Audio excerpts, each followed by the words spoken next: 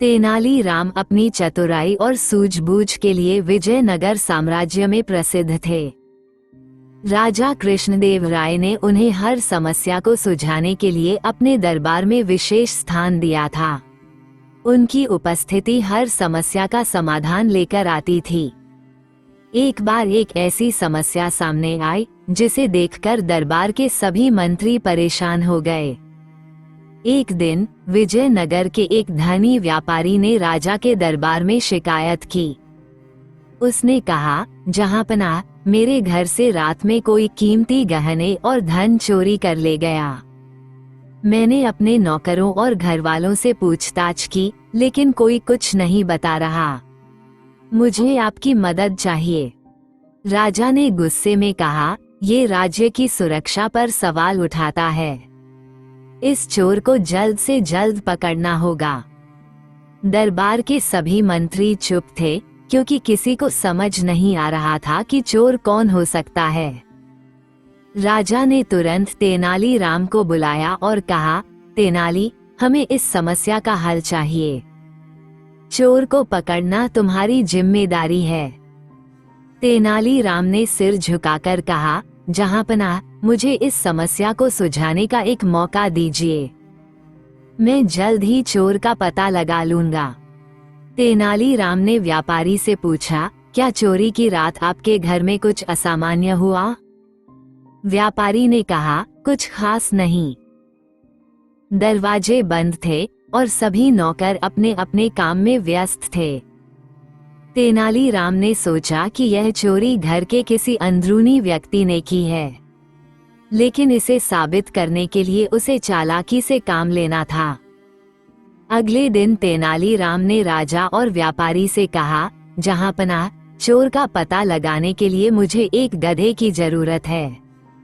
ये सुनकर सभी दरबारी हंसने लगे।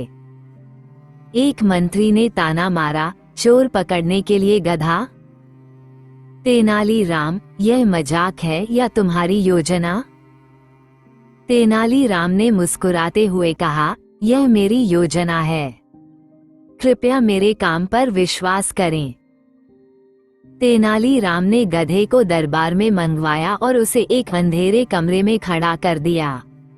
फिर उसने व्यापारी के घर के सभी नौकरों और संदिग्ध व्यक्तियों को बुलाया। उसने घोषणा की, ये गधा जादुई है। जो भी चोर होगा, यह उसे पहचान लेगा। सभी को एक एक करके कमरे में जाना होगा और गधे की पूंछ को छूना होगा। अगर आप निर्दोष हैं, तो गधा शांत रहेगा। लेकिन अगर आप चोर हैं, तो ये जोर से आवाज करेगा। ये सुनकर सभी नौकर डर गए। तेनालीराम ने उन्हें एक एक करके कमरे में भेजा। गधे के कमरे में जाने से पहले तेनालीराम ने गधे की पूंछ पर काली स्याही लगाई थी। जो भी गधे की पूंछ को छुएगा, उसके हाथों पर स्याही के निशान पड़ेंगे।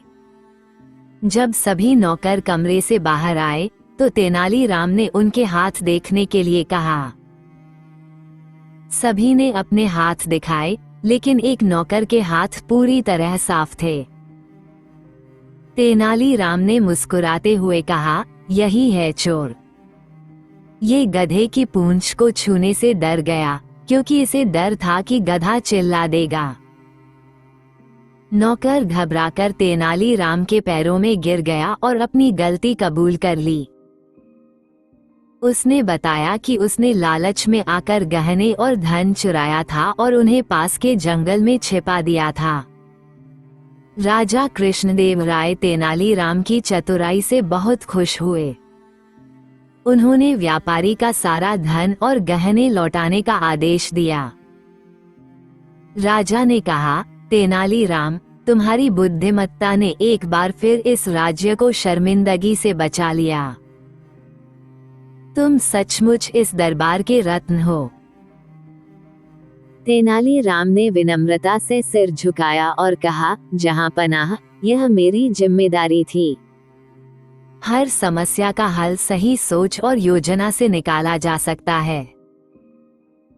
ये कहानी हमें सिखाती है कि किसी भी समस्या का समाधान चतुराई और धैर्य से किया जा सकता है। तेनालीराम की सूझबूझ ने न केवल चोर को पकड़वाया, बल्कि यह भी साबित किया कि सही सोच से बड़ी समस्या हल की जा सकती है।